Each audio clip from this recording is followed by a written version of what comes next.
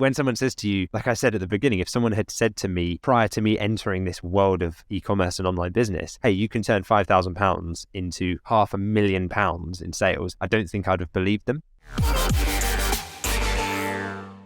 So now that we've got a profitable ROAS, can you remember how quickly perhaps, or how did you get up to £500,000 of sales using Google Ads and using high ticket dropshipping? Yeah, so I think I remember exactly where I was when this happened. If my memory serves me correctly, I was in the back of a taxi with a friend. We were chatting. I think we were on the way to a restaurant to meet a group of our friends together for dinner.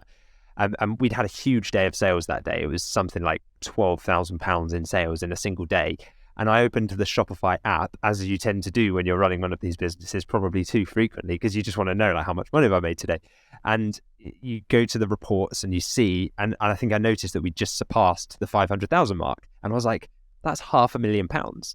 You know, when someone says to you, like I said at the beginning, if someone had said to me prior to me entering this world of e-commerce and online business, hey, you can turn £5,000 into £500,000 in sales, I don't think I'd have believed them. So yeah, I do remember exactly where I was, and that was a really cool feeling. I think I showed my friend, I was like, hey, look, we've just surpassed the £500,000 mark, and probably didn't mean a huge amount to him, but I was like, for me, that's a big milestone. It's like a little pat on the back.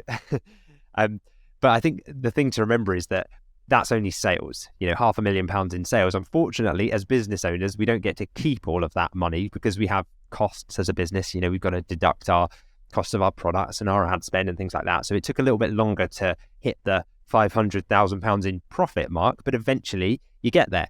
And I think for me, it's the sense of certainty that it provides once you're at that point. It's knowing that, you have the money in the bank now to be able to look after your family in the long term, to look after your loved ones. It's that certainty, that knowledge. And it might sound weird to some people, but I'm sure it definitely won't resonate with everybody. But for me, it's the level of significance that I get from doing what I do, knowing that I'm changing people's lives. Like the virtual assistants that I've hired changed their lives. They no longer have to commute hours to a call center to work. They can just work from home from their laptop.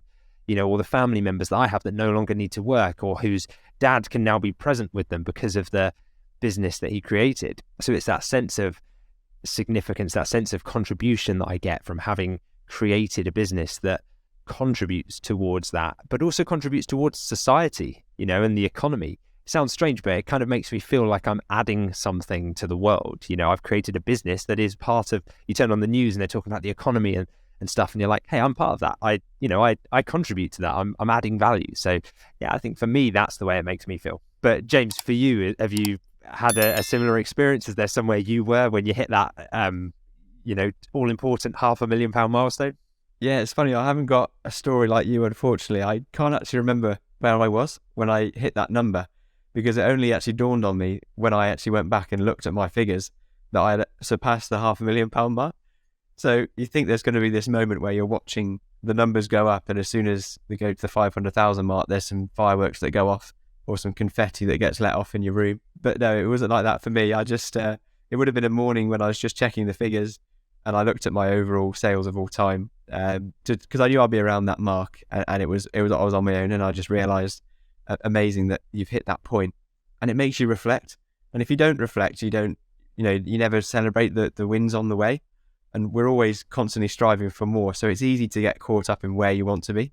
But there is definitely some value in taking some time to stop, look at where you were a year ago, 24 months ago, and think about, if I'd have told myself that I could generate £500,000 worth of revenue in my business, I wouldn't have believed you. My jaw would have hit the ground, how proud I would be of my future self. So you need to take some time to pat yourself on the back and realise the contribution you've made, not just to your own life, but to other people, your family and friends around you, and also the VAs that we've managed to hire from this business that came from nothing, just an idea in our heads, to now hiring a team and being able to generate, a consistent salary for them, so that can impact their family's life. And of course, all of the tax that we've generated as well, Lewis.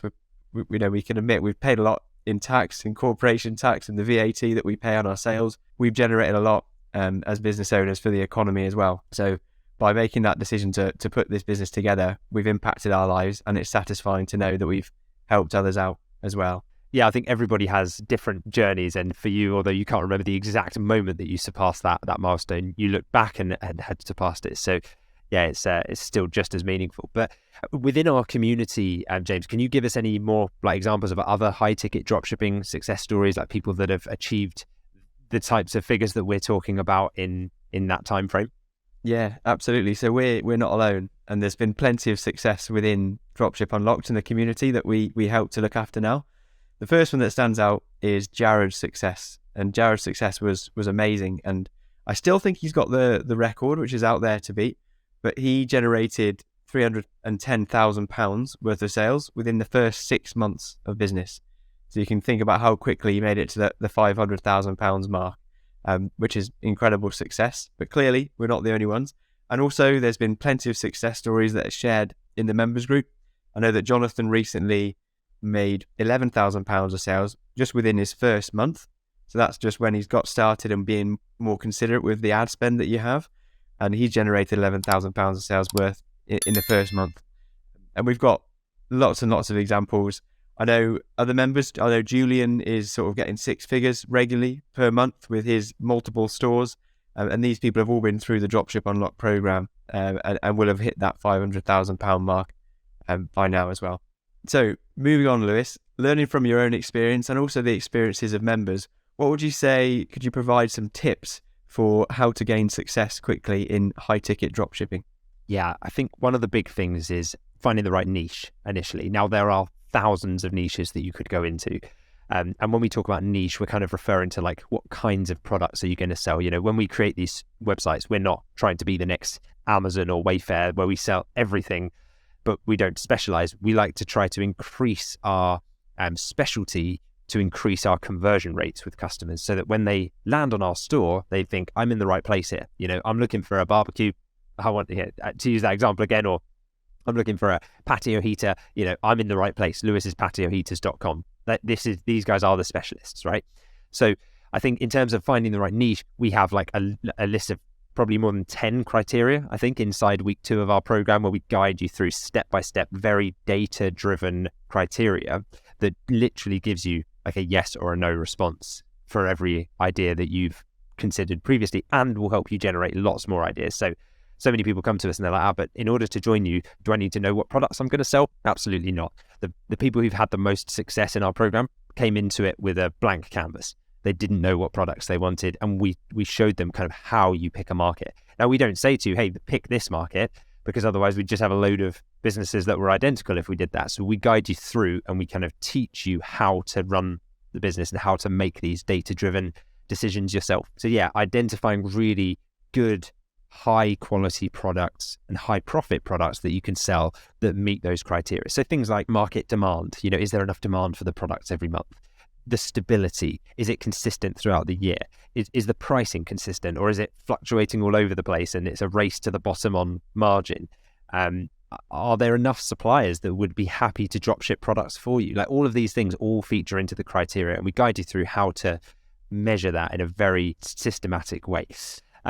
So then the next thing would be, once you have those products, you're building relationships with suppliers. So you've selected the market you want to go into. Now it's time to really start to build supplier relationships. Now, these are suppliers who are usually based in the UK and will sell products and dispatch products directly to other customers in the UK. So we like to keep things simple, not international shipping, although you can use that model. And I know some of our members have. We like to keep things simple, no customs import duties, just selling products that are already in the UK market to UK customers. There's something like 66 million people in the UK, so I think we've got plenty of market opportunity there to build a very highly profitable business.